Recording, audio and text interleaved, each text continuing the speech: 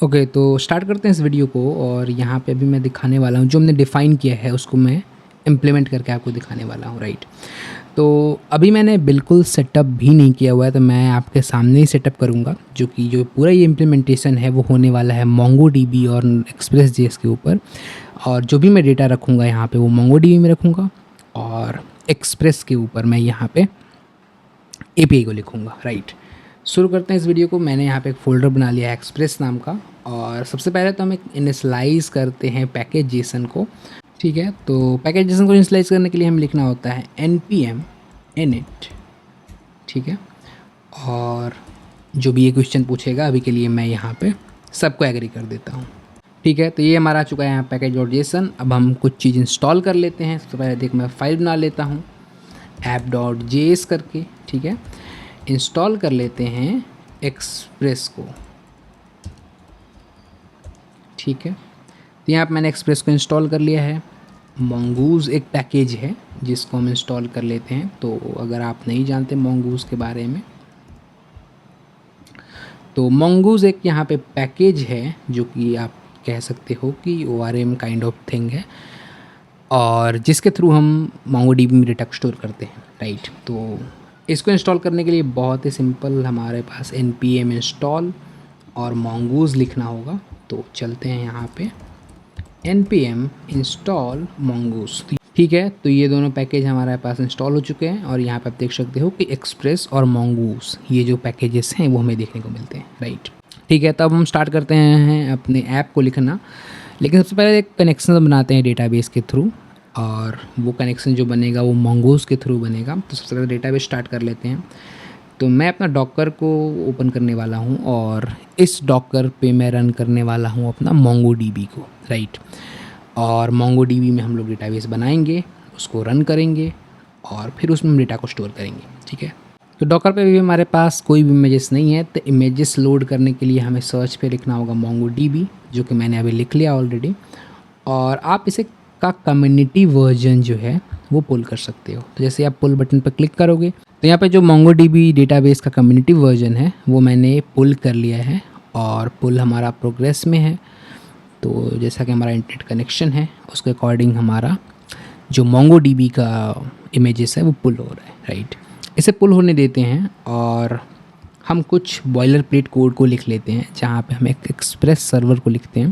तो यहाँ पे मैं आ गया हूँ अपने कोड एडिटर पे, और यहाँ पे सबसे पहले तो एक फ़ोल्डर बनाते हैं सोर्स, और इसी सोर्स फोल्डर के अंदर हम सारी चीज़ों को रखेंगे, राइट।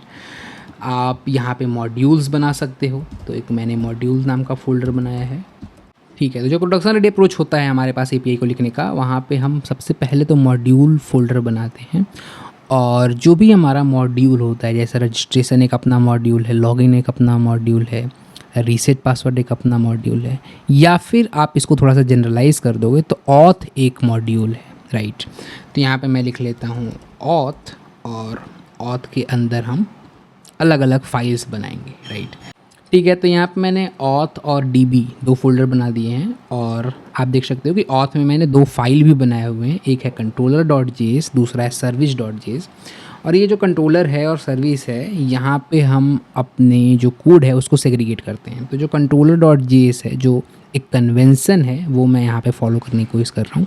तो जहाँ पे controller.js है वहाँ पे हम अपने API राउट को रखेंगे। जैसे आप अलग अलग राउट डिफ़ाइन करते हो, तो आप डिफ़ाइन करते हो जैसे रजिस्ट्रेशन, आप डिफ़ाइन करते हो लॉगिन, तो ये सारे राउट्स आप डिफ़ाइन करते हो। और उसके बाद आप जो सर्विस फाइल है वहाँ पे उसके इम्प्लीमेंटेशन को लिखते हो, राइट। जो कि आप रजिस्ट्रेशन अगर आप कर रहे हो तो उसका क्या इम्प्लीमेंटेशन है, वो कैसे आपका क्या बिजनेस लॉजिक होता है, वो सारे जो कोड्स हैं वो सर्विस फाइल के अंदर लिखे जाते हैं, ठीक है। ये एक कन्वेंसन है, और इसी कन्वेंसन को हमें फॉलो करना चाहिए जब हम एक प्रोडक्शन रेडी एप्लीकेशन को लिख रहे हों। तो यहाँ पे फाइल फोल्डर एक कन्वेंसन की तरह काम करता है, और हम कोशिश करते हैं इसी कन्वेंसन के ऊपर लिखें सारे कोड को और सेग्रीगेट करें बेस्ड अपॉन जो फंक्शनैलिटी है उस कोड का, वो है, राइट। तो सबसे पहले तो हम डेटाबेस से कनेक्शन बना लेते हैं, और सबसे पहले हम कनेक्शन बनाएंगे, और उसी कनेक्शन को बना के हम मोंगूज़ का जो कनेक्शन हम बनाएंगे उसी कनेक्शन से हम यहाँ पे सर्विस के अंदर API कॉल करेंगे, राइट। एक और यहाँ पे फाइल हो सकता है रेपोजिटरी करके, वहाँ पे DB कॉल्स जो भी होते हैं वो आप लिख सकते हो, लेकिन अभी के लिए मैं सिंप्लिसिटी के लिए सारा जो डेटाबेस का कॉल है वो मैं सर्विस फाइल से ही करूँगा, राइट। तो इसके लिए हमें सबसे पहले तो एक फंक्शन बनाना होगा। तो मैं यहाँ पे फंक्शन बना लेता हूँ, एक्सपोर्ट, ठीक है। तो मैंने यहाँ पे कनेक्शन नाम का फंक्शन बना लिया है और मैंने यहाँ पे mongoose को इंपोर्ट कर लिया है। और ये जो कनेक्शन नाम का फंक्शन है हमारा, वो रिटर्न करने वाला है हमारा डेटाबेस का कनेक्शन, राइट।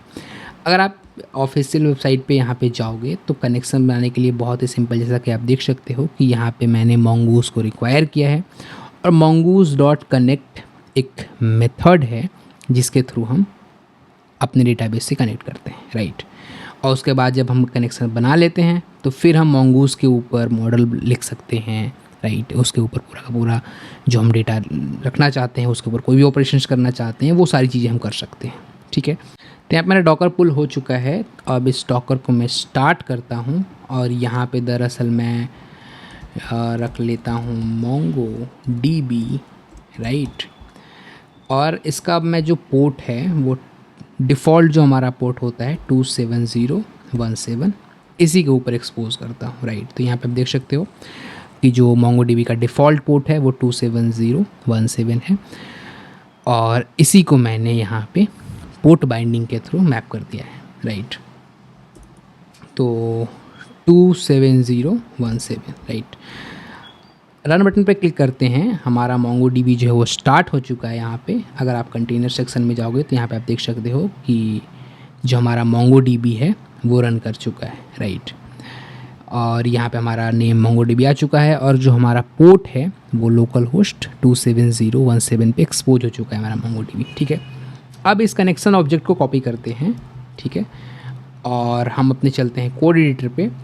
और अभी के लिए सिंप्लिसिटी के लिए यहाँ पे मैं mongoose.connect को कॉल करने वाला हूँ, राइट। और उसके बाद हम यहाँ पे ऑक्शन भी पास कर सकते हैं, लेकिन यहाँ पे मैं अभी ट्राई कैच ब्लॉक यूज़ करने वाला हूँ और ट्राई कैच ब्लॉक में हम इस कनेक्शन ऑब्जेक्ट को रखेंगे, राइट। अगर ये हमारा कनेक्शन बन जाता है, राइट, तो हम सिंपली एक console.log कर लेते हैं और अगर ये कंसोल यहाँ पे रन हुआ तो इसका मतलब है कनेक्शन हमारा सक्सेसफुली हमारे जो लोकल डेटाबेस है उससे बन जाता है। अब जो ये URL है वो कहाँ से आया, मैं सिंप्लिसिटी के लिए आपको बता देता हूँ। तो सबसे पहले तो एक प्रोटोकॉल है यहाँ पे जो कि है MongoDB, जो कि MongoDB का प्रोटोकॉल है। उसके बाद हमें बताना पड़ता है यहाँ पे होस्ट नेम और पोर्ट नंबर, जो कि यहाँ पे आप देख सकते हो डॉकर में। यहाँ पे हमारा लोकल होस्ट 27017 पे हमारा जो MongoDB है वो रन हो रहा है।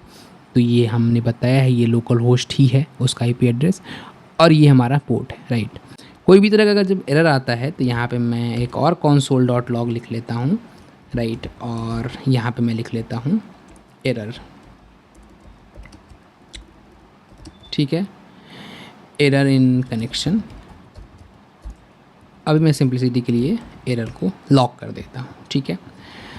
अब मैंने इस कनेक्शन नाम का जो फंक्शन है उसको कर दिया है एक्सपोर्ट और हम चलने वाले हैं अपने app.js में और यहाँ पे हम कुछ लिखने वाले हैं अपना बॉयलर प्लेट कोड। ये मैंने एक्सप्रेस को कर लिया है इंपोर्ट और यहाँ पे मैं एक वेरिएबल बनाने वाला हूँ ऐप नाम का, जहाँ पे मैं इस एक्सप्रेस को इनिशियलाइज़ करने वाला हूँ। तो ये एक्सप्रेस यहाँ पे क्लास है और इस क्लास का यहाँ पे ऐप एक ऑब्जेक्ट है, राइट। तो ऐप डॉट गेट एक मैं राउट बना लेता हूँ अभी टेस्टिंग के लिए, तो मैं स्लैश राउट बना लेता हूँ और अभी के लिए यहाँ पे मैं एक बेसिकली डिफ़ाइन करने वाला हूँ राउट, राइट। तो रिक्वेस्ट रिस्पॉन्स और रिस्पॉन्स डॉट जेसन, यहाँ पे हम कनेक्शन बना लेते हैं। तो सबसे पहले जो हमने डेटाबेस फोल्डर के अंदर db.js के अंदर ये कनेक्शन नाम का फंक्शन बनाया है उसको मैं यहाँ पे app.js में कॉल कर लेता हूँ, राइट। तो यहाँ पे मैं इंपोर्ट कर लेता हूँ कनेक्शन। तो जो यहाँ पे कनेक्शन है वो इंपोर्ट हो चुका है और इसको मैंने कर दिया है कॉल, ठीक है। तो जैसे ही हमारा ऐप रन होगा, ऐप रन होते ही सबसे पहले क्या होगा, सबसे पहले तो हमारा कनेक्शन बनेगा, राइट। क्योंकि ये कनेक्शन फंक्शन कॉल होगा और ये mongoose जो है वो ट्राई करेगा कनेक्ट करने के लिए अपनी डेटाबेस से, ठीक है।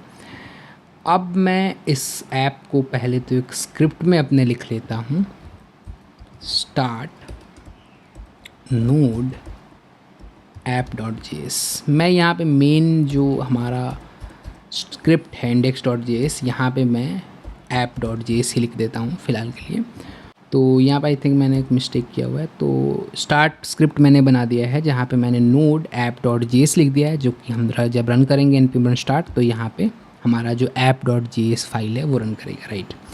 अब हम अपने सर्वर को स्टार्ट कर लेते हैं, यानी लिसन करा लेते हैं। तो app.listen, तो यहाँ पे मैं पोर्ट एक वेरिएबल बना लेता हूँ सिंपलिसिटी के लिए, हालांकि ये जो पोर्ट नंबर है वो इन्वायरमेंट वेरिएबल से उठ के आता है।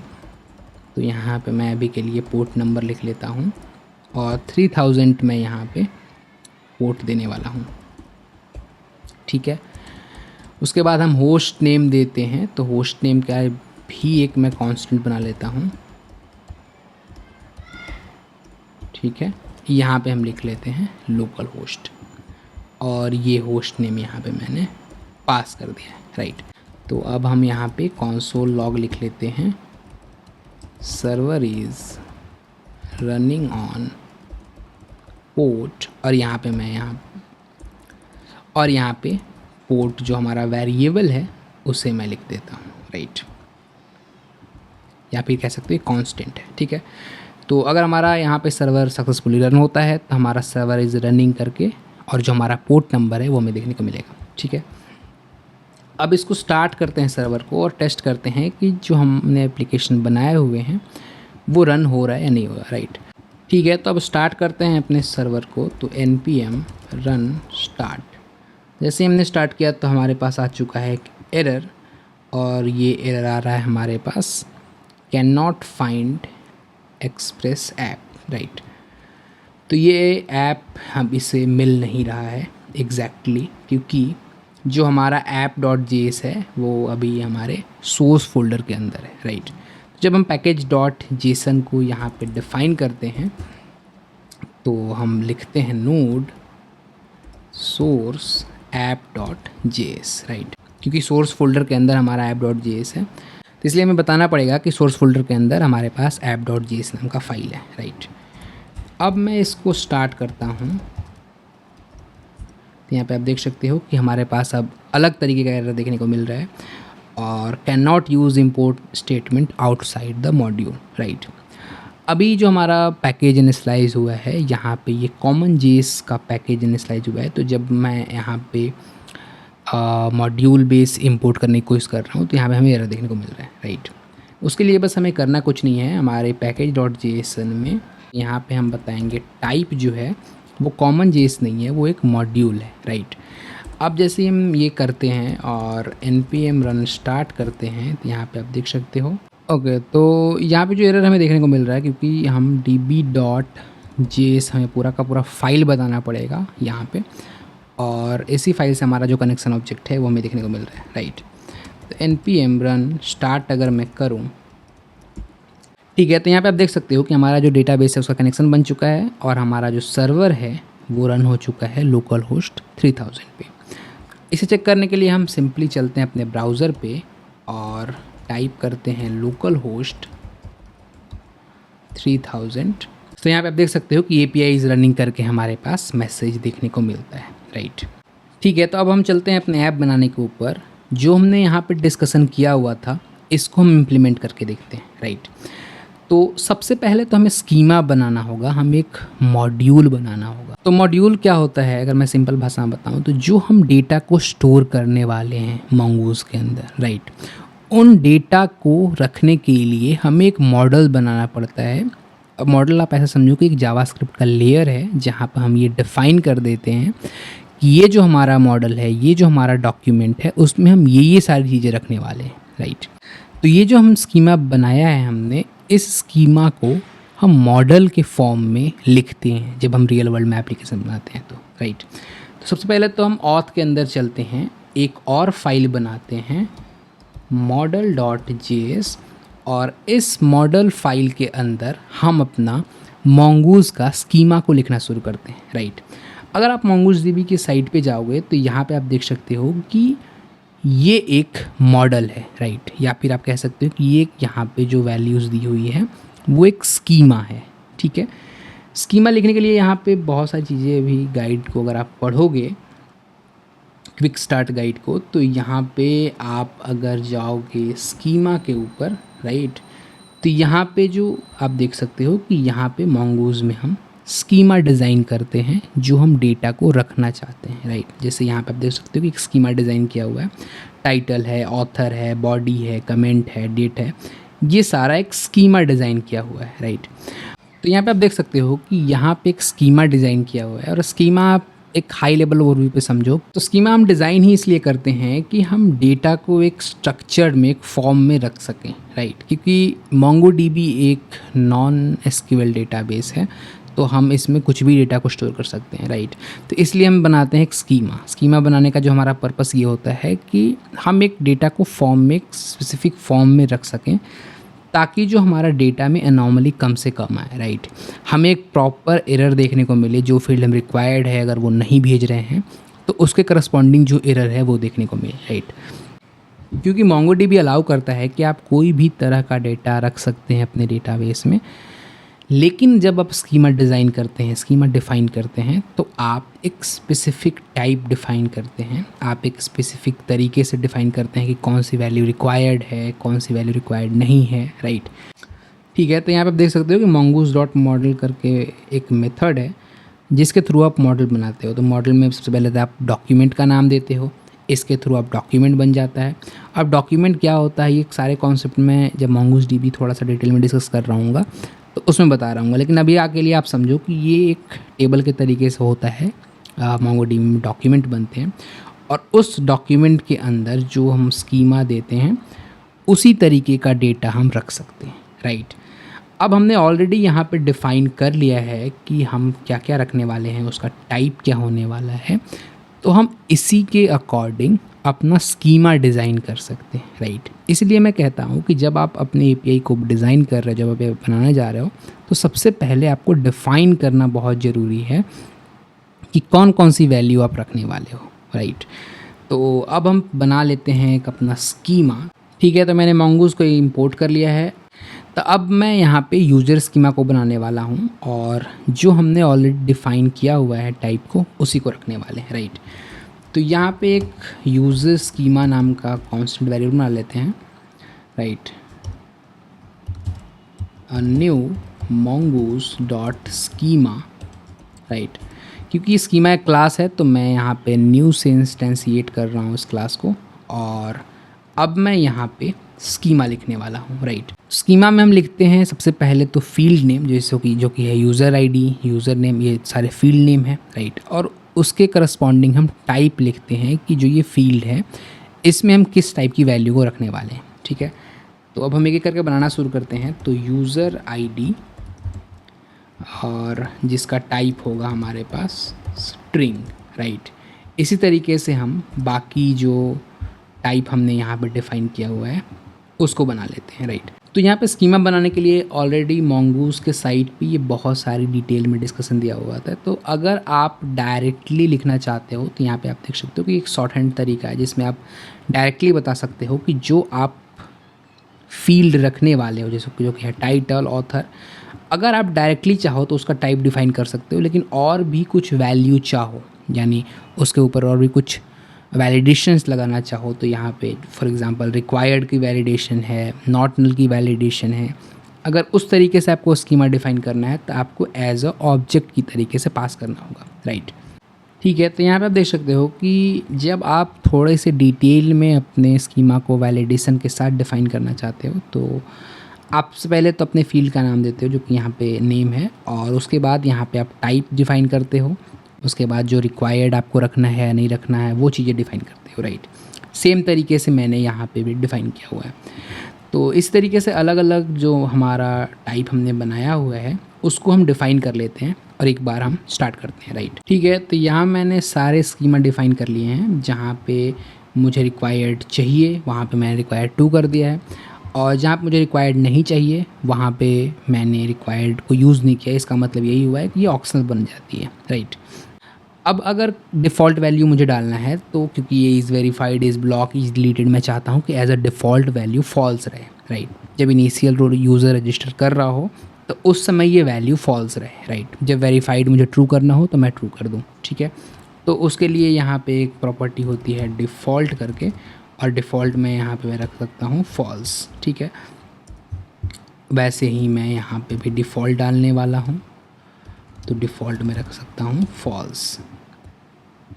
और ये जो सारी चीज़ें मैं यहाँ पे डाल रहा हूँ जो कि डिफ़ॉल्ट में फॉल्स वैल्यू है या फिर रिक्वायर्ड ट्रू फॉल्स है या फिर टाइप क्या है, वो सारी चीज़ें आपको यहाँ पे डॉक्यूमेंटेशन में मिल जाएंगी।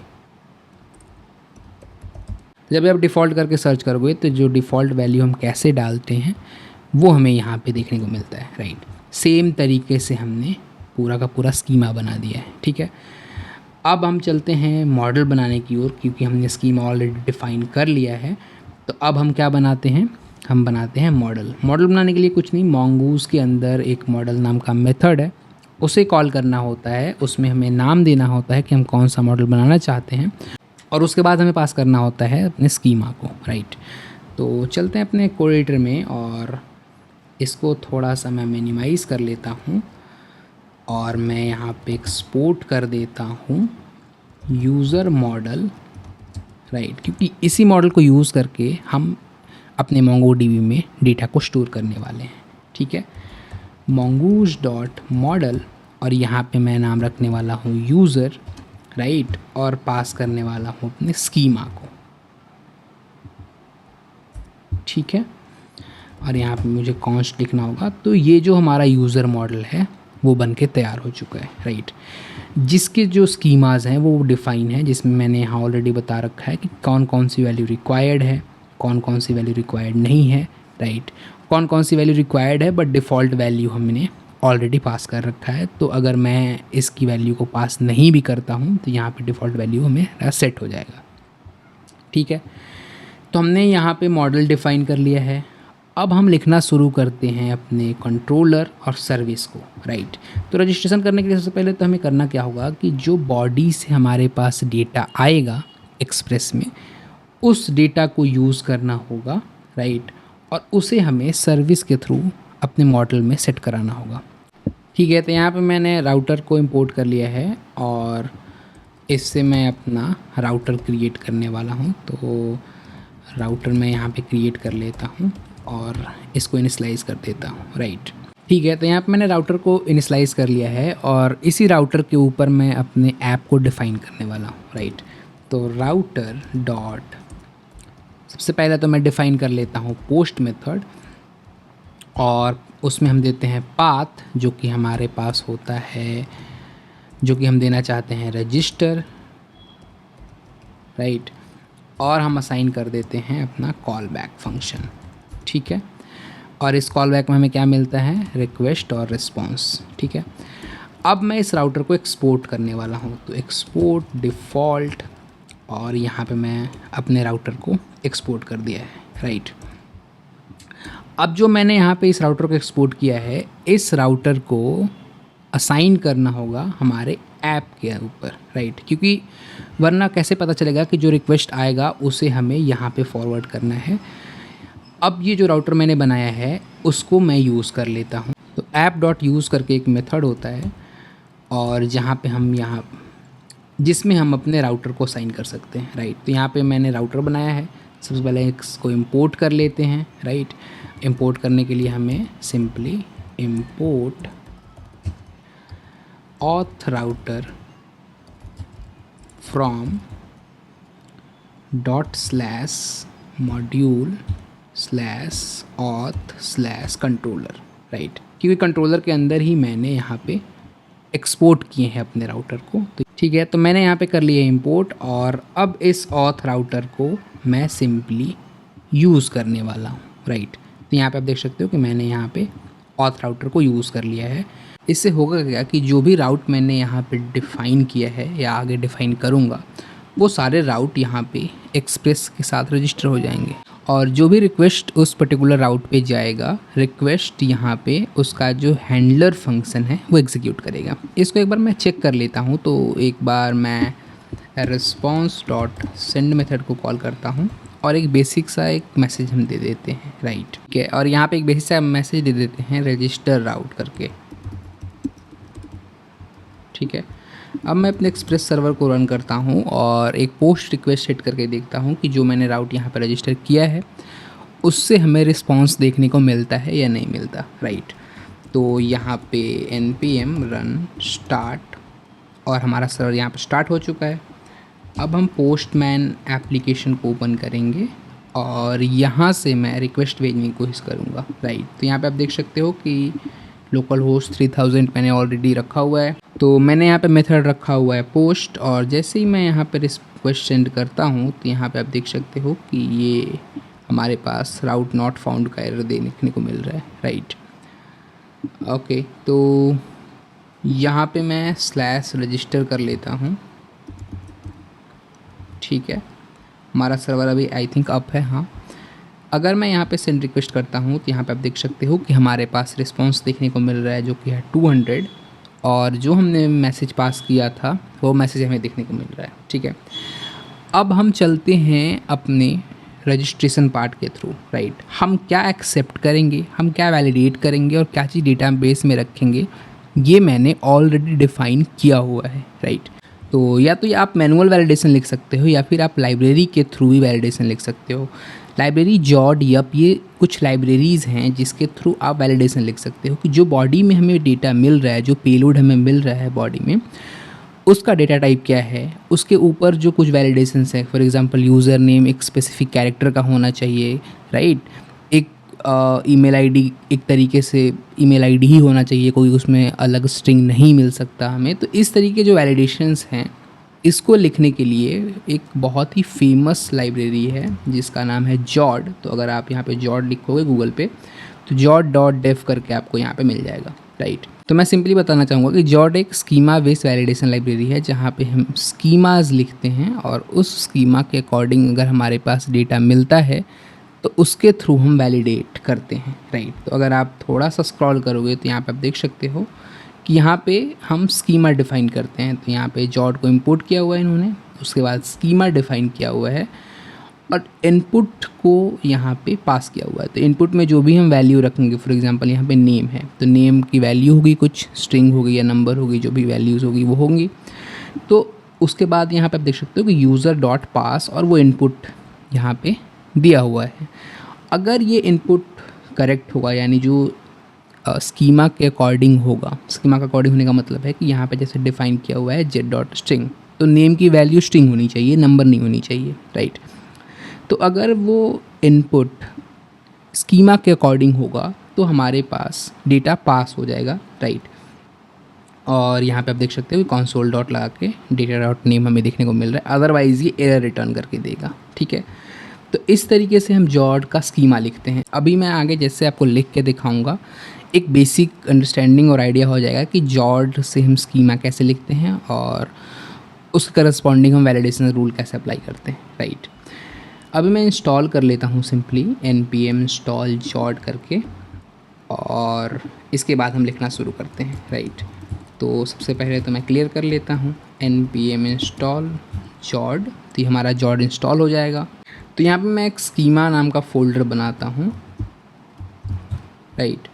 और यहाँ पे मैं रजिस्टर स्कीमा करके एक स्कीमा डिज़ाइन करता हूँ, ठीक है। तो जॉड को इंपोर्ट करते हैं, तो यहाँ पे इंपोर्ट एस्ट्रिक एज जॉड, तो यहाँ पे पूरा का पूरा जॉड हमारा इंपोर्ट हो चुका है। तो आई यहाँ पे मैं सोचूंगा तो मैं यहाँ पे आई लिख देता हूँ, तो ये हमारा इंपोर्ट हो चुका है जॉड, ठीक है। हम स्कीमा लिखते हैं। तो सबसे पहले तो मैं एक वेरिएबल मान लेता हूँ कॉन्स्ट रजिस्टर स्कीमा, ठीक है, जेड डॉट ऑब्जेक्ट, क्योंकि हम यहाँ पे जो हमारा स्कीमा है वो एक ऑब्जेक्ट बेस्ड स्कीमा होने वाला है, क्योंकि जो मैं डेटा पास करने वाला हूँ यहाँ पे रजिस्ट्रेशन बॉडी में वो एक ऑब्जेक्ट पास करने वाला हूँ, एक जेसन होगा, लेकिन एक जेसन ही एक जावास्क्रिप्ट ऑब्जेक्ट दरअसल यहाँ पे हो जाता है, राइट। तो यहाँ पे मैं कुछ चीज़ें को वैलिडेट करना चाहता हूँ, जैसे यहाँ पे यूज़र नेम, तो मैंने रख दिया यूज़र नेम, और उसके बाद जॉट के पास बहुत सारी यहाँ पे मेथड्स हैं और आप चाहो तो यहाँ पे मल्टीपल टाइप के वैलिडेशंस यूज़ कर सकते हो। For example jet dot string, ठीक है। तो यहाँ पे मैंने बता दिया कि यूज़र नेम जो है वो हमारा स्ट्रिंग होना चाहिए, ठीक है। आप यहाँ पे चाहो तो चेन भी कर सकते हो, तो जैसे कि यूज़र नेम एक स्ट्रिंग होना चाहिए और उसका मिनिमम हो सकता है आप 4 कैरेक्टर रखना चाहते हो, राइट। मैक्सिमम आप हो सकता है यहाँ पे 10 कैरेक्टर रखना चाहते हो। तो इस तरीके से भी आप प्रॉपर एक स्कीमा डिफाइन कर सकते हो, राइट। उसी तरीके से हम user, email, phone number, password, first name, last name, इस तरीके से अपना स्कीमा डिफाइन कर सकते हैं। तो यहाँ पे मैंने डिफाइन कर दिया यूज़र नेम। तो ये एक और मैं आपको डिफाइन कर देता हूँ, user email, right, jet dot email करके यहाँ पे एक ऑलरेडी वैलिडेशन रूल लगे हुए हैं, राइट। तो इस तरीके से आप अपना स्कीमा डिफ़ाइन कर सकते हो। बाकी का स्कीमा मैं डिफ़ाइन कर देता हूँ सिंपली, और उसके बाद मैं यहाँ पे आगे कंटिन्यू कर देता हूँ। और यहाँ पे मिनिमम इसका हम रख लेते हैं 3 कैरेक्टर, ठीक है। तो इस तरीके से हम पूरा स्कीमा डिफ़ाइन कर सकते हैं, जहाँ पे हमने बताया कि यूज़र नेम कितने कैरेक्टर को होगा, यूज़र ईमेल कितने कैरेक्टर को होगा, फ़ोन नंबर का क्या टाइप होगा, मिनिमम वैल्यू क्या होगा, राइट। इस तरीके से हम सारे स्कीमा को डिफ़ाइन करते हैं। स्कीमा डिफ़ाइन करने का मतलब ये होता है कि हम जब इसमें इनपुट पास करेंगे तो इसके अकॉर्डिंगली वो चेक करेगा कि जो वैल्यू हमें मिल रहा है वो वैल्यू जो हमने स्कीमा डिफ़ाइन किया हुआ है उसके कंपैटिबल है या नहीं है। अगर कंपैटिबल है तो वो पास होने देगा, अदरवाइज वो एरर देने लगेगा, राइट। एक्सपोर्ट कर देता हूँ और हम इसको यूज़ करते हैं अपने सर्विसेज फोल्डर में अंदर, राइट। सबसे पहले तो हम इसको एक्सपोर्ट कर देते हैं। तो मैंने यहाँ पे एक्सपोर्ट कर दिया है रजिस्टर स्कीमा को। अब हम चलते हैं अपने कंट्रोलर के ऊपर और सर्विस अपना लिखते हैं, और सर्विस के अंदर हम वो सारे लॉजिक्स लिखेंगे जो कि वैलिडेशंस हो गया, डेटाबेस में सेव करने का जो पूरा लॉजिक हो गया वो लिखने की कोशिश करेंगे, राइट। तो यहाँ पे हम लिख लेंगे यूज़र रजिस्ट्रेशन, राइट। ये मैंने फंक्शन बना लिया है। यहाँ पे हमारे पास क्या मिलेगा, रिक्वेस्ट मिलेगा और रिस्पॉन्स मिलेगा, राइट। हम जो कि मैं यहाँ पे कंट्रोलर से पास करने वाला हूँ, ठीक है। तो मैं यहाँ पे इंपोर्ट कर लूँगा सर्विस। सबसे पहले तो मैं इसको एक्सपोर्ट कर लेता हूँ, राइट। तो एक्सपोर्ट कर लिया है मैंने यूज़र रजिस्ट्रेशन को, और मैं कंट्रोलर में इसको कॉल करने वाला हूँ, ठीक है। फ्रॉम डॉट स्लैश, और हमारे पास हो गया सर्विस डॉट जेएस। यहाँ से हम यूज़र रजिस्ट्रेशन को कॉल करने वाले हैं। तो इसको मैं यहाँ पे ट्राई कैच ब्लॉक में लिखूँगा, और ट्राई कैच ब्लॉक में लिखने के बाद मैं यहाँ पे यूज़र रजिस्ट्रेशन को कॉल कर दूँगा, और उसके बाद हम यहाँ पे रिक्वेस्ट और रिस्पॉन्स तो पास कर देंगे।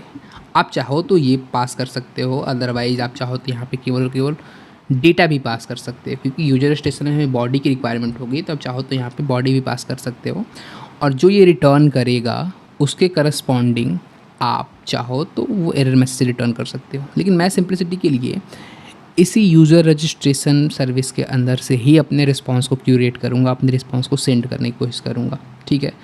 तो मैं इसीलिए रिक्वेस्ट और रिस्पॉन्स यहाँ पे पास कर देता हूँ, ठीक है। तो यहाँ पे रिक्वेस्ट और रिस्पॉन्स मैंने पास कर दिया है। अगर किसी तरीके का एरर हमें देखने को मिलता है, फॉर एग्जांपल अगर ये यूज़र रजिस्ट्रेशन किस तरीके एरर थ्रो करता है, कोई प्रॉब्लम्स होता है, तो कैच ब्लॉक में हमें वो एरर देखने को मिलेगा। तो रिस्पॉन्स डॉट स्टेटसेस हम लिख सकते हैं, और यहाँ पे हम लिख सकते हैं 500, राइट, और डॉट जेसन, और यहाँ पे हम अपने एरर मैसेज को लिख सकते हैं। तो मैसेज एरर डॉट मैसेज, ठीक है। इसके थ्रू होगा क्या कि जो मैसेज हम थ्रो करेंगे यूज़र रजिस्ट्रेशन से, या फिर कोई इंटरनल सर्वर एरर होगा, तो उस केस में हमें रिस्पॉन्स डॉट स्टेटस में वो मैसेज देखने को मिलेगा, ठीक है। तो यहाँ पे मैंने कैच ब्लॉक में रिस्पॉन्स डॉट स्टेटस यूज़ कर लिया है, और उसके बाद जो एरर हमें देखने को मिलेगा कैच ब्लॉक में, वो एरर का मैसेज मैंने यहाँ पे भेज दिया है रिस्पॉन्स में। सबसे पहले तो हम डेटा को एक्सट्रैक्ट करने की कोशिश करेंगे और उस पेलोड को वैलिडेट करेंगे। जो भी हमारा वैलिडेशन स्कीमा है उसके अकॉर्डिंग, और उसके बाद हम अपने डेटाबेस में सेव करेंगे, राइट। तो ये बिल्कुल एक सिंपल ऑपरेशन है, सिंपल CRUD ऑपरेशन है, जहाँ पे मैं केवल डेटा को अभी के लिए सेव कर रहा हूँ, राइट। हो सकता है इसके पीछे और भी कई लॉजिक्स लिखे हों, बिजनेस लॉजिक्स अलग अलग तरीके के हो सकते हैं, लेकिन अभी के लिए मैं सिंपल अपने डेटा को सेव करना चाहता हूँ, ठीक है। तो यहाँ पे मैं रख लेता हूँ पेलोड एक वेरिएबल, और रिक्वेस्ट डॉट बॉडी से हम अपना पेलोड निकाल लेते हैं, ठीक है। ठीक है, तो यहाँ पे मैंने पेलोड निकाल लिया है, और सबसे पहले तो मैं कंसोल करके देख लेता हूँ कि जो हम पेलोड भेजेंगे पोस्ट रिक्वेस्ट में वो क्या हमें यहाँ पे देखने को मिलता है या नहीं मिलता है। तो जो भी हम रिक्वेस्ट करेंगे यहाँ पे कंट्रोलर्स के थ्रू हमारे पास आएगा सर्विस में, राइट, और उस सर्विस में हम यहाँ पे पेलोड को कंसोल कर रहे हैं, ठीक है।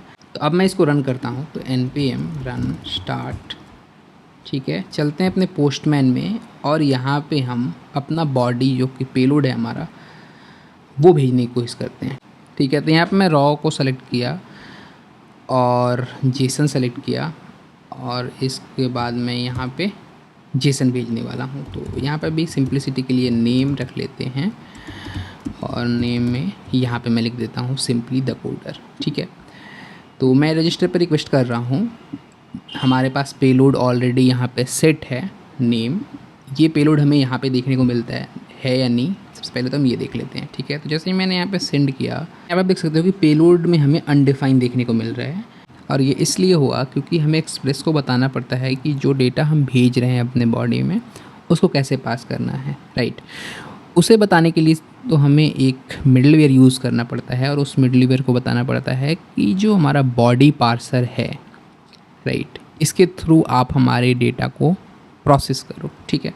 तो अगर आप गूगल पे एक्सप्रेस पेलोड करके सर्च करोगे और इसका जो फर्स्ट साइट है स्टैक ओवरफ्लो के ऊपर जाओगे, तो यहाँ पे लोगों ने बताया हुआ है कि आपको बॉडी पार्सर एक डिफाइन करना पड़ेगा, राइट। तो यहाँ पे देख सकते हो कि you will need a reference of body from request object depending on the type, you can deserialise it with parser, right. इसका मतलब यही है कि जो डेटा हमारे बॉडी में आएगा पोस्ट रिक्वेस्ट के थ्रू, उसको डीसीरियलाइज करता है एक लाइब्रेरी है बॉडी पार्सर करके, राइट।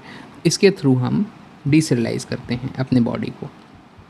तो यहाँ पे अगर मैं लिख लेता हूँ बॉडी पार्सर सिंपली, तो एक्सप्रेस के जो ऑफिशियल साइट है उसमें भी हमें देखने को मिलता है। तो यहाँ पे इंस्टॉल कर लेते हैं अपने बॉडी पार्सर को, राइट, और उसके बाद यहाँ पे हम असाइन करते हैं। तो मैं इसको क्लोज़ करता हूँ, और सबसे पहले मैं यहाँ पे इंस्टॉल करता हूँ, और उसके बाद हम अपने बॉडी पार्सर को यूज़ कर लेते हैं, ठीक है। तो हम यूज़ करते हैं यहाँ पे app.use body parser dot JSON, और यहाँ पे हम सिंपली रख लेते हैं, ठीक है। आप गूगल के साइट पे भी जा सकते हो, जो कि इन्होंने डिफ़ाइन किया हुआ है जिस तरीके से, आप यहाँ उस तरीके से भी डिफ़ाइन कर सकते हो, ठीक है।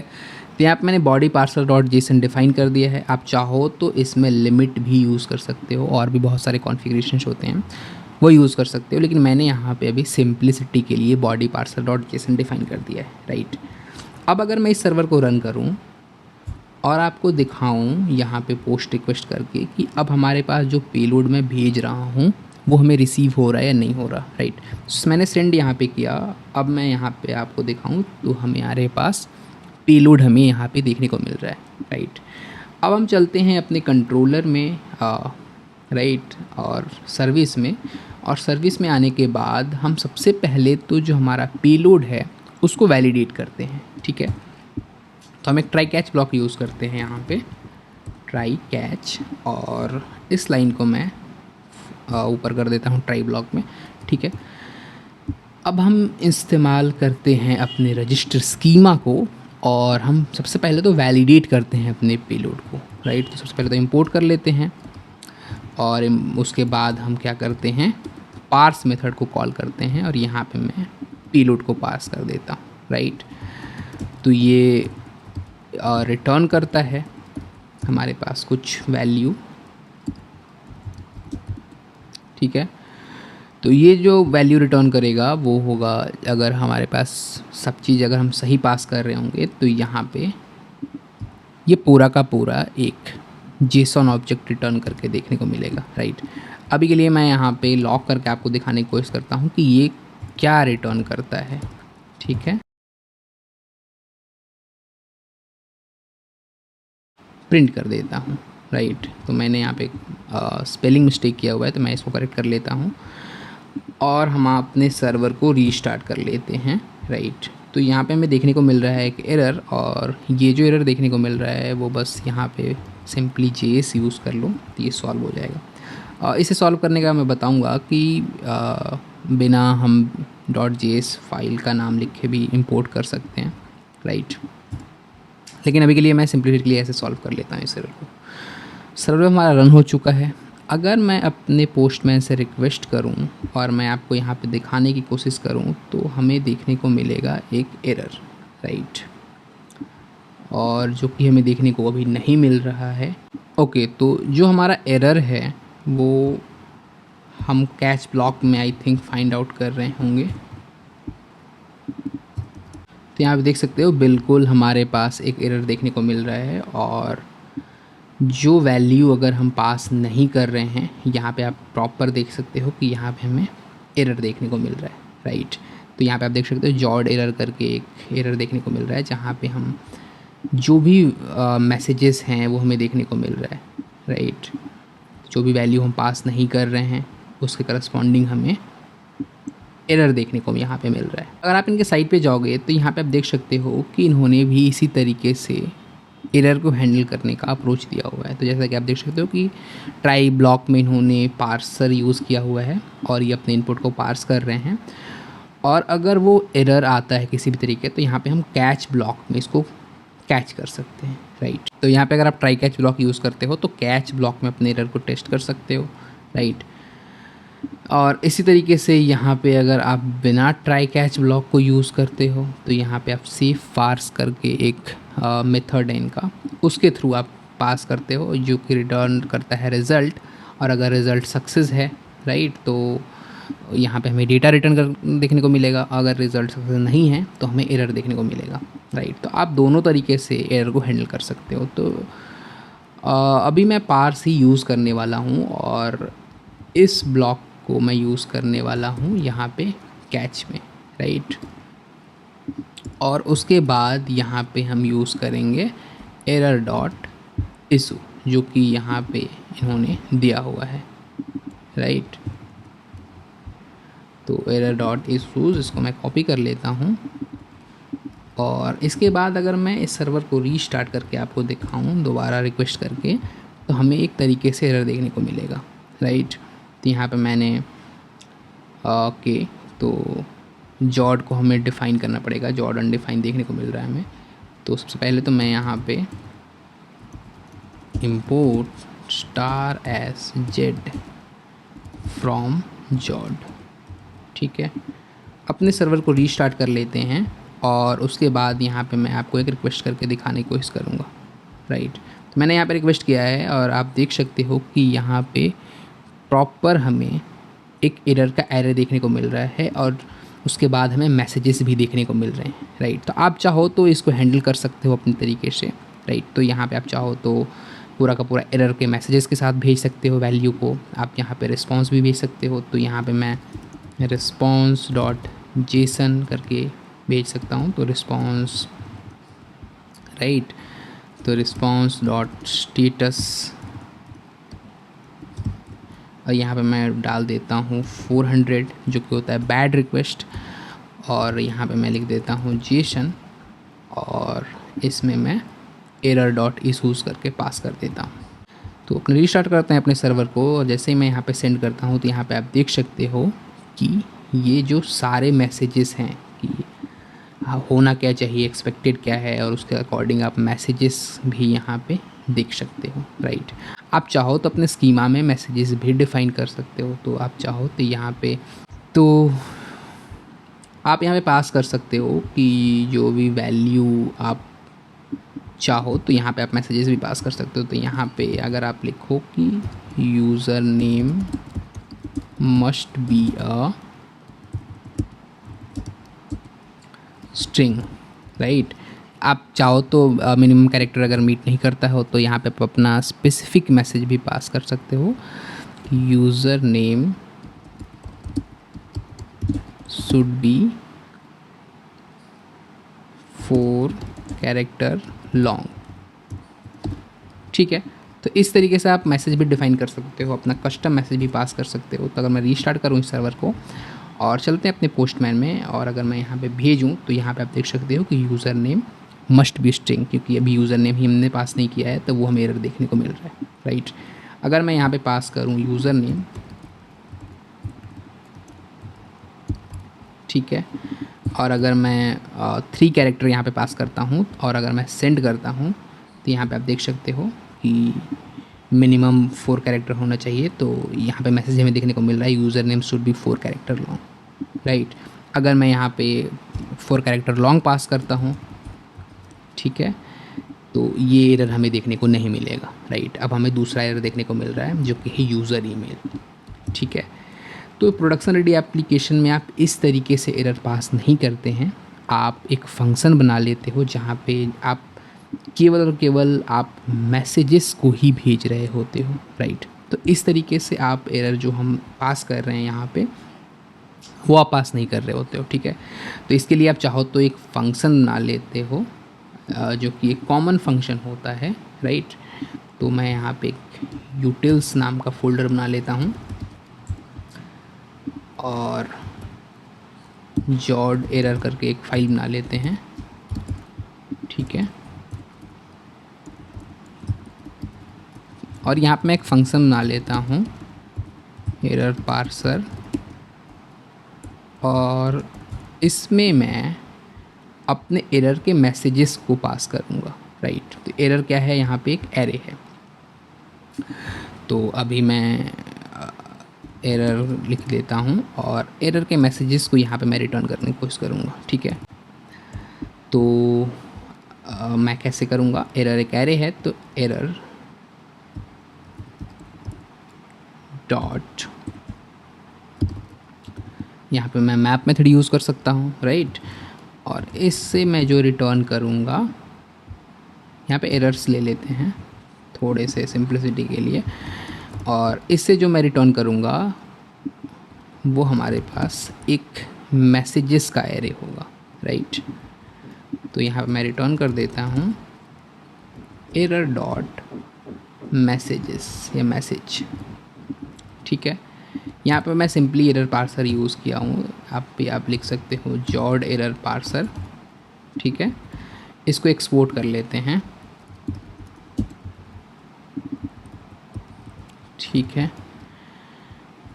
और हम यूज़ करते हैं अपने सर्विसेज में, राइट। आप चाहो तो इसको सारे सर्विसेज में यूज़ कर सकते हो। तो जॉड एरर मैसेज में जॉड एरर पार्सर फंक्शन को मैं यहाँ पे कॉल करता हूँ और मैं यहाँ पे एरर डॉट इशूज़ करके पास कर देता हूँ, राइट। उसके बाद मैं यहाँ पे रिटर्न करेगा एरर्स, और इस एरर को मैं एज ए जेसन पास करूँगा। उसके बाद आप देखोगे कि जब मैं यहाँ पे रिक्वेस्ट सेंड करूँगा तो आपको जो मैसेज है वो एक प्रॉपर फॉर्मेट में हमें देखने को मिलेगा, राइट। तो मैं यहाँ पे सेंड करता हूँ और यहाँ पे हमें आ चुका है सिंटेक्स एरर, और वो एरर क्यों आया वो हम देखने शुरू करते हैं। तो वो एक सिंटेक्स एरर हमें देखने को मिल रहा है, और सिंटेक्स एरर इसलिए देखने को मिल रहा है क्योंकि हम यहाँ पे एज अ ऑब्जेक्ट रिटर्न करेंगे इसको, और मैं दोबारा सेंड करता हूँ, राइट। अभी भी हमें देखने को मिल रहा है एरर, ओके। तो यहाँ पे मैं भेज रहा हूँ पेलोड को गलत, और बाय मिस्टेक मैं ये हमारा जेसन डॉट पास है वो हमारा फट रहा है, राइट। तो अगर मैं इस पेलोड को सही कर दूँ, यहाँ पे कॉमा को हटाया है मैंने केवल, तो यहाँ पे आप देख सकते हो कि वो सारे एरर मैसेजेस हमें यहाँ पे देखने को मिलते हैं, राइट। जो भी वैल्यूज़ यहाँ पे हम नहीं भेज रहे हैं वो हमें देखने को मिलते हैं। लेकिन आई थिंक ये एक प्रॉपर एरर नहीं है, तो आपको एक प्रॉपर एरर भी बनाना पड़ेगा। और वो प्रॉपर एरर हम कैसे बनाते हैं, जब हम अपने मैसेजेस में ये इंक्लूड कर देते हैं, राइट। तो हम स्कीमा जब डिफ़ाइन करते हैं तो यहाँ पे हमें मैसेज लिखना बहुत ही इम्पॉर्टेंट है। तो email is required, right, otherwise वो इनवैलिड इनपुट करके ही एरर हमें देखने को मिल रहा है, ठीक है। आप चाहो तो इसमें इंक्लूड कर सकते हो पाथ भी। तो अगर आप जॉड एरर को पार्स कर रहे हो तो यहाँ पे आप चाहो तो पाथ भी इंक्लूड कर सकते हो। एरर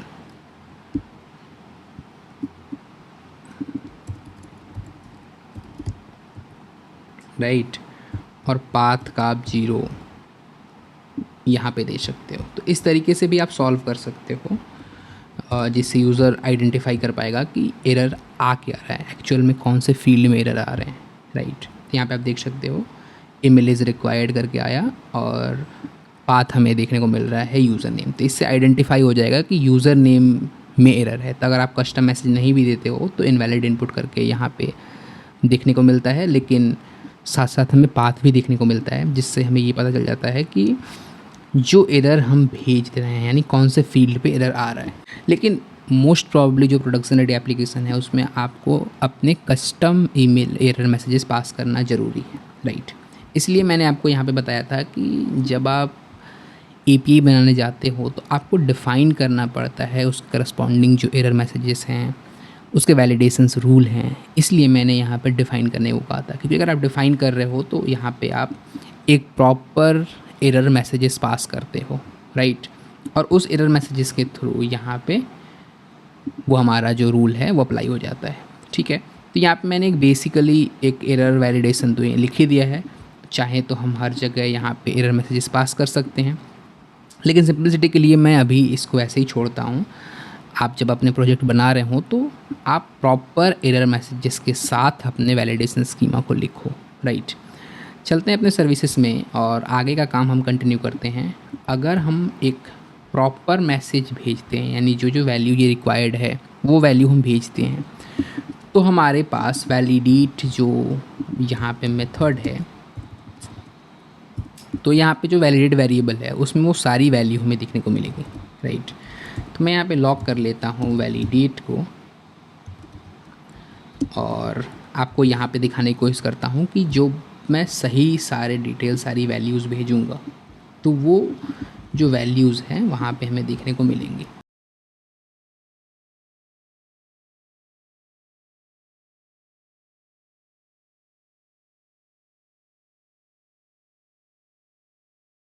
ठीक है, तो मैंने यहाँ पे फर्स्ट नेम और लास्ट नेम लिख लिया है और आई थिंक कि हमारा वैलिडेशन मीट करेगा, क्योंकि यहाँ पे मिनिमम 3 कैरेक्टर लिया हुआ है हमने और एक तो यहाँ पे 4 कैरेक्टर है, एक 3 कैरेक्टर है, ठीक है। अब मैं इसको रीस्टार्ट कर लेता हूँ सर्वर को, आपको दिखाने की कोशिश करता हूँ कि जो वैल्यू मैं यहाँ पे भेज रहा हूँ अगर वो वैलिड वैल्यू है तो यहाँ पे हमें देखने को मिलेगा वैलिडेटेड में, राइट। तो मैंने यहाँ पे किया है सेंड और हमें यहाँ पे अभी रिस्पॉन्स तो देखने को नहीं मिलेगा, लेकिन आप देख सकते हो कि वैलिडेटेड जो हमारा वेरिएबल है उसमें पूरा का पूरा ऑब्जेक्ट हमें यहाँ पे देखने को मिल रहा है, राइट। जहाँ पे user name, user email, phone number, password, first name, last name, ये सारी वैल्यू हमें देखने को मिल रही है, ठीक है। तो इस तरीके से हम अपने रिक्वेस्ट को वैलिडेट करते हैं। अगर ये रिक्वेस्ट वैलिड है तो हम इसको मॉडल में सेव करते हैं, राइट। तो हम अपने यूज़र मॉडल को यहाँ पे इंपोर्ट कर लेते हैं अपने सर्विसेज में।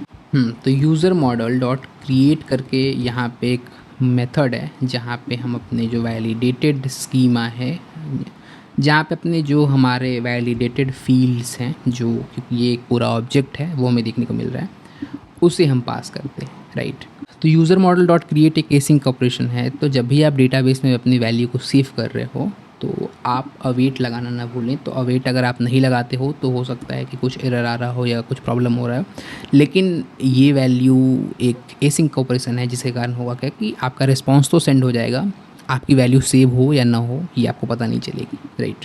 तो यहाँ पे लगाना होता है हमें अवेट। अवेट लगाने के लिए हम पहले तो एसिंक फंक्शन को बना लेते हैं, राइट। तो अब इसके बाद क्या होगा कि अगर हमारे पास वैल्यू वैलिडेटेड हैं, प्रॉपर वैल्यू आ रहे हैं वैलिडेट होके, राइट, तो हम यहाँ पे सेव करते हैं अपने डेटाबेस में और उसके बाद हम अपना रिस्पॉन्स सेंड करते हैं, राइट। तो अगर हमारा सब चीज़ सही रहा और किसी तरीके के अगर प्रॉब्लम्स नहीं आए तो हम क्या करते हैं, रिस्पॉन्स डॉट सेंड मेथड को कॉल करते हैं या फिर स्टेटस पहले मेथड को कॉल करते हैं। और ये एक बेस्ट प्रैक्टिस है, तो आप यहाँ पे लिख सकते हो रिस्पॉन्स डॉट स्टेटस 200, क्योंकि ये कोई भी प्रॉब्लमेटिक अभी नहीं है, कोई वैल्यू सब प्रॉपर हमारा सेव हो रखा है। तो यहाँ पे आप लिख सकते हो कि रिस्पॉन्स डॉट स्टेटस 200 है और उसके बाद अपना यहाँ पे जेसन डिफ़ाइन कर सकते हो, जहाँ पे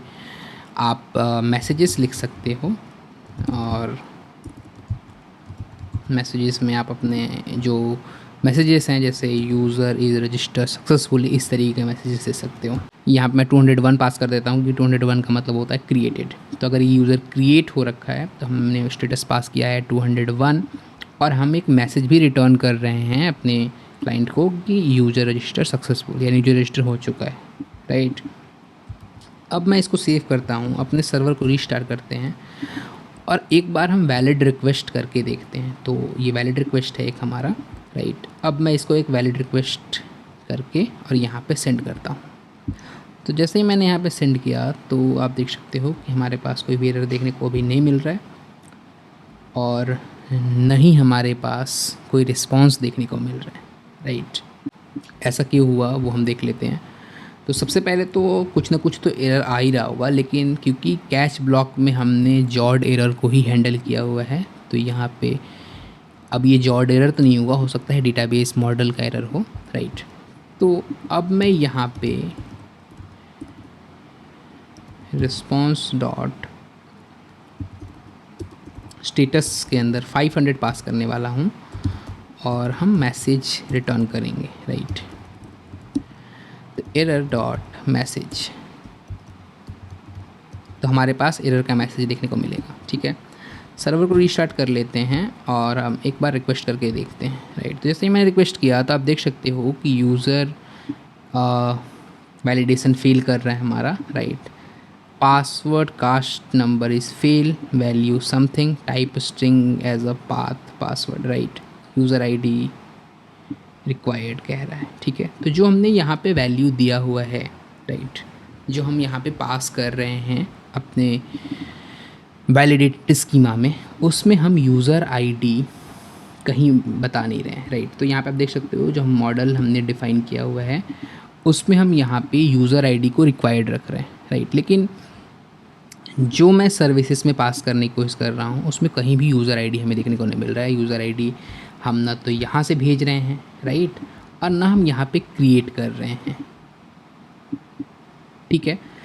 तो सिंपलिसिटी के लिए अभी मैं करता क्या हूँ कि यूज़र आईडी को यहाँ पे क्रिएट कर लेता हूँ, ठीक है। और यूज़र आईडी को एक एज अ स्ट्रिंग क्रिएट कर लेते हैं, यूज़र1, अभी के लिए मैं इसको रख लेता हूँ, ठीक है।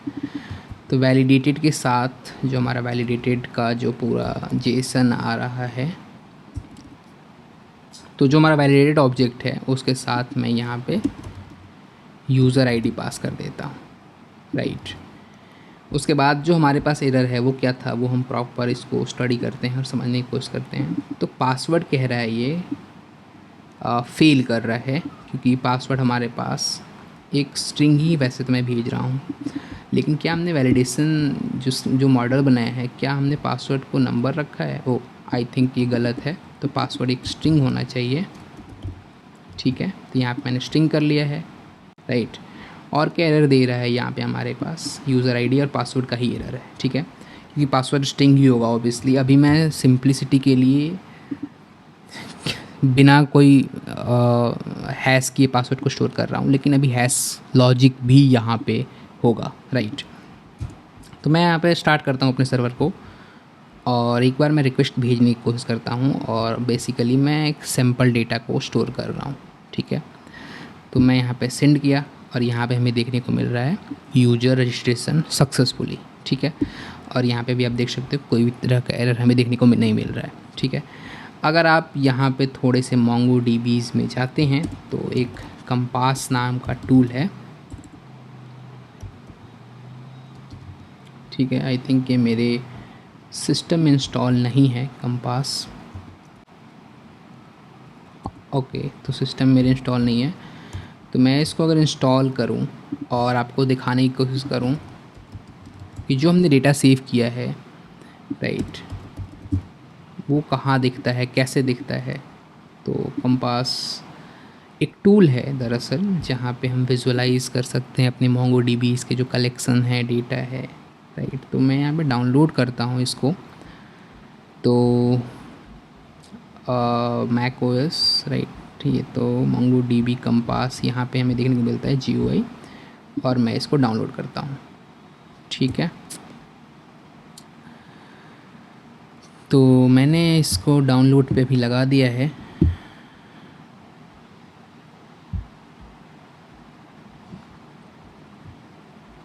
और ये डाउनलोड हो चुका है या नहीं हुआ, नहीं हुआ, तो इसे डाउनलोड कर लेते हैं सबसे पहले तो। हाँ, तो ये डाउनलोड हो चुका है। अब मैं इसको इंस्टॉल करता हूँ, राइट। तो मोंगोस का जो कंपास है उसको मैं एप्लीकेशन फोल्डर में ड्रैग एंड ड्रॉप करता हूँ। ये हो चुका है इंस्टॉल, और मैं यहाँ पे ओपन करता हूँ कंपास को। ठीक है, अब मैं इसको लोकल होस्ट, क्योंकि जो हमारा डिफ़ॉल्ट MongoDB रन हो रहा है वो लोकल होस्ट 27017 पोर्ट पे ही हो रहा है, तो मैं इसको कनेक्ट करने की कोशिश करता हूँ। तो ये हमारे पास कनेक्ट हो चुका है। हमने यहाँ पे डेटाबेस का नाम रखा है टेस्ट, तो यहाँ पे आप कोड में जाओगे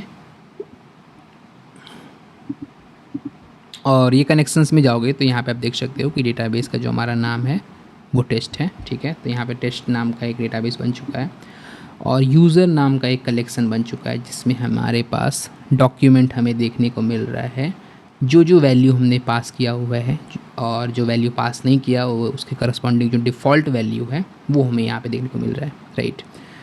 अब आप देख सकते हो कि जो हमारा पासवर्ड है वो बिल्कुल एक प्लेन टेक्स्ट पासवर्ड है। तो हम जब प्रोडक्शन रेडी एप्लीकेशन लिखते हैं तो हम अपने पासवर्ड को हैश करते हैं, और वो एक बेस्ट तरीका है, क्योंकि अगर आप डेटा लूज़ भी कर देते हो तो आप अपने पासवर्ड, अगर आपका हैश है तो कोई भी नॉर्मल यूज़र उस पासवर्ड को यूज़ करके आपके अकाउंट को लॉगिन नहीं कर सकता, राइट। तो हम अपने पासवर्ड को हैश करते हैं, तो ये जो सारे लॉजिक्स हैं वो सर्विसेज में ही लिखने पड़ते हैं। तो जो हमारे पास पासवर्ड है उसको एक हैश करने का मैकेनिज़्म है। तो अगर आप यहाँ पे सर्च करोगे, राइट, पासवर्ड हैश इन Node.js, तो हज़ारों आर्टिकल मिल जाएंगे पासवर्ड हैश करने के। और यहाँ पे एक bcrypt करके एक लाइब्रेरी है जहाँ पे हम, जिसके थ्रू हम पासवर्ड को हैश कर सकते हैं, राइट। तो थोड़ा सा आप आर्टिकल को पढ़ोगे तो आप चीज़ों को समझ सकते हो। तो अभी के लिए मैं यहाँ पे bcrypt को इंस्टॉल करने वाला हूँ, और इसके थ्रू मैं हैशिंग का जो मैकेनिज़्म है वो थोड़ा आपको समझाने वाला हूँ, राइट। तो ये bcrypt हमने इंस्टॉल कर लिया है। bcrypt के अंदर दो फंक्शन है, हैश और कंपेयर, राइट। होता क्या है कि जब हम पासवर्ड को हैश करते हैं तो वो एक स्ट्रिंग में कन्वर्ट हो जाता है, जो कि अनरीडेबल स्ट्रिंग है। मैं आपको एग्जांपल यहाँ पे दिखाऊँ तो इस तरीके को वो स्ट्रिंग में कन्वर्ट हो जाता है, राइट।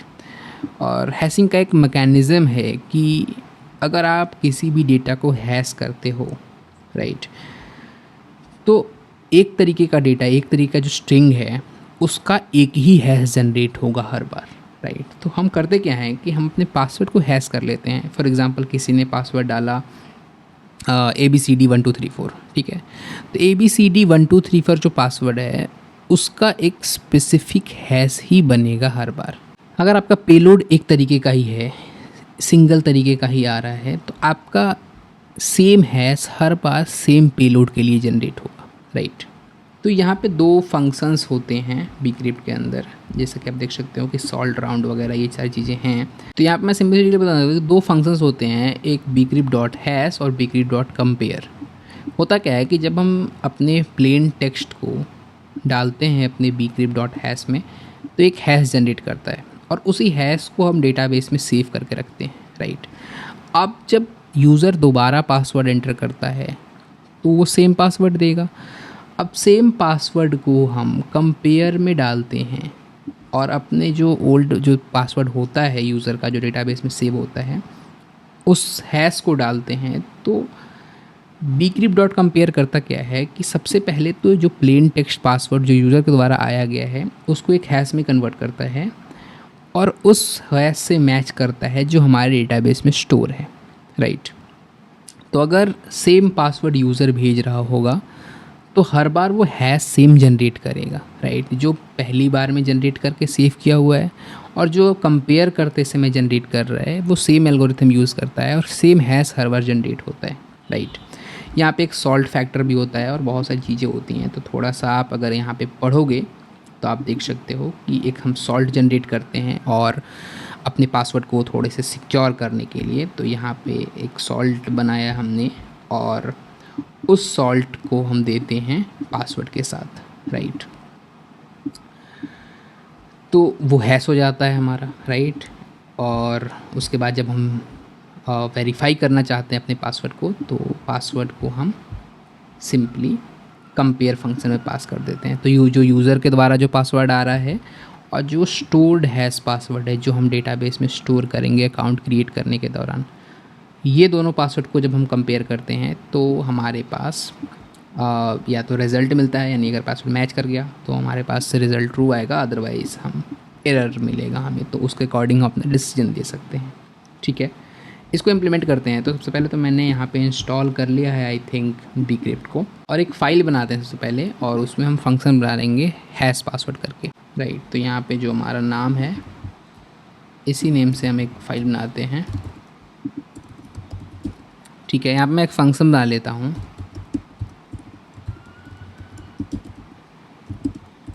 और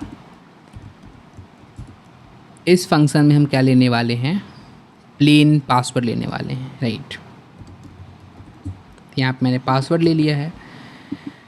bcrypt को और bcrypt को इंपोर्ट कर लेते हैं,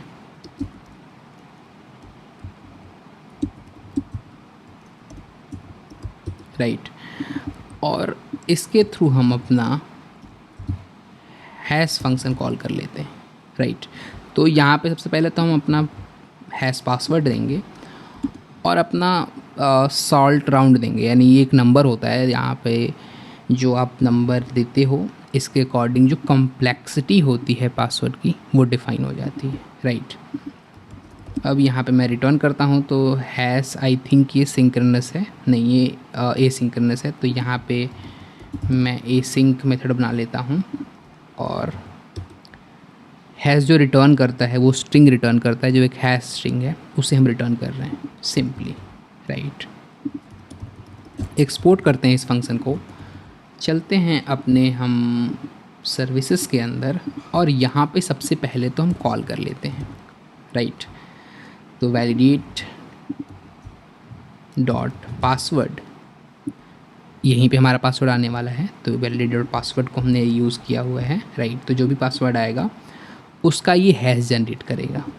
तो कॉन्स्ट हैश पासवर्ड यहाँ पे हम लिख देते हैं और अवेट यूज़ कर लेते हैं, राइट, क्योंकि एक एसिंक फंक्शन है और एसिंक ऑपरेशन है। तो यहाँ पे मैंने अवेट के साथ इसको यूज़ किया हुआ है, राइट। तो यहाँ पे हैश पासवर्ड हम ले लिया है और इसमें हम जो भी हम डेटा सेव कर रहे हैं अपने क्रिएट मेथड के थ्रू, वहाँ पे हम पासवर्ड को अपने हैश पासवर्ड से रिप्लेस कर देते हैं, ठीक है। यूज़र आईडी भी हम रैंडम जनरेट कर सकते हैं। तो आप यहाँ पे मैथ डॉट रैंडम एक फंक्शन होता है, राइट, इसे आप कॉल कर सकते हो और मैं यहाँ पे सिंपली मल्टीप्लाई कर देता हूँ 1000 से। तो यहाँ पे कुछ ना कुछ एक यूनिक नंबर हमें देखने को मिलेगा और इसको मैं स्ट्रिंग में कन्वर्ट कर देता हूँ। तो हर बार ये एक यूनिक यूज़र आईडी जनरेट करेगा। हालांकि प्रोडक्शन रेडी अप्रोच में एक यूयूआईडी एक लाइब्रेरी है जिसके थ्रू हम अपने यूनिक आईडीज़ वगैरह जनरेट करते हैं, लेकिन सिंपलिसिटी के लिए अभी मैंने यहाँ पे मैथ डॉट रैंडम से एक नंबर को स्ट्रिंग में कन्वर्ट करके एक यूज़र आईडी के तौर पे सेट किया हुआ है, ठीक है। अगर मैं इस सर्वर को स्टार्ट करूं और आपको रजिस्ट्रेशन का प्रोसेस करके दिखाऊं तो आप देख पाओगे कि जो मैं डेटा यहाँ से भेजूँगा, राइट, वो हमें यहाँ पे, तो जो यहाँ पे यूज़र नेम है यहाँ पे मैं अमन ले लेता हूँ सिंपली, और फर्स्ट नेम अमन, लास्ट नेम गुप्ता, ऐसे करके मैं यहाँ पे कुछ वैल्यू डाल दिया हूँ, राइट। अगर मैं इस सेंड बटन पे क्लिक करूँ तो आप देखोगे कि हमारे पास एक एरर आ चुका है, हैश पासवर्ड एक्सेस नहीं कर पा रहा क्योंकि आई थिंक मैंने इंपोर्ट किया नहीं इसको, राइट। तो इंपोर्ट नहीं किया था हमने, तो सबसे पहले तो मैंने इंपोर्ट कर लिया और एक आ चुका है एरर, और एरर ये है कि मैंने सिंक का सिंटेक्स ही गलत लिख दिया है, राइट। ठीक है, तो मैंने यहाँ पे स्टार्ट कर लिया है और जब मैं सेंड करता हूँ तो अभी भी ये एरर देखने को मिल रहा है, जबकि ये एरर आनी चाहिए, can not access hash password करके, राइट। तो ये एरर क्यों हमें देखने को मिल रहा है? आई थिंक कि हमारे सर्विसेज फोल्डर में सब चीज़ सही हो। ओके, तो हैश पासवर्ड, ओके, तो हमने वेरिएबल्स और फंक्शंस का नाम सेम रख दिया है। तो मैंने वेरिएबल का नाम यहाँ पे चेंज कर लिया है और जिसके कारण कॉन्फ्लिक्ट हमें देखने को मिल रहा है, तो वेरिएबल एज अ फंक्शन की तरह काम कर रहा था इधर। तो मैंने रिफ्रेश कर लिया है। अगर मैं यहाँ पे सेंड करूँ तो यहाँ पे आप देख सकते हो कि यूज़र रजिस्ट्रेशन सक्सेसफुल हमें देखने को मिल रहा है। 201 के साथ हमारा क्रिएटेड का जो रिस्पॉन्स है वो हमें देखने को मिल रहा है। और साथ साथ अगर आपको मैं डेटाबेस में यहाँ पे दिखाऊं, इसको अगर रिफ्रेश करें तो यहाँ पे आप देख सकते हो कि यहाँ पे हमारा एक प्रॉपर डॉक्यूमेंट देखने को मिल रहा है। लेकिन आप सिंपली ये देखो कि जो हमारा पासवर्ड है वो हैश होके देखने को मिल रहा है, यूज़र नेम अमन करके मिल रहा है, यूज़र ईमेल मिल रहा है हमें, right, first name last name, इस तरीके से जो हमारी वैल्यूज़ हैं वो हमें देखने को मिल रही है। ठीक है, तो इस तरीके से यहाँ पे हमारा रजिस्ट्रेशन होता है कंप्लीट। अब हम नेक्स्ट वीडियो में बात करेंगे लॉगिन के बारे में, राइट, कि कैसे हम अपना लॉगिन बना सकते हैं, राइट, क्योंकि अगर मैं एक वीडियो में इसको करने जाऊँ तो ये बहुत ही कॉम्प्लेक्स हो जाएगा, काफ़ी बड़ी वीडियो बन जाएगी। तो यहाँ पे मैंने रजिस्ट्रेशन को तो कंप्लीट कर दिया है इस वीडियो में। अब हम लॉगिन के बारे में समझेंगे, रीसेट पासवर्ड के बारे में समझेंगे, और जो प्रोडक्शन रेडी अप्रोच है उसके थ्रू हम समझने की कोशिश करेंगे, राइट। तो फिलहाल के लिए इस वीडियो में इतना ही। Thank you for watching this video.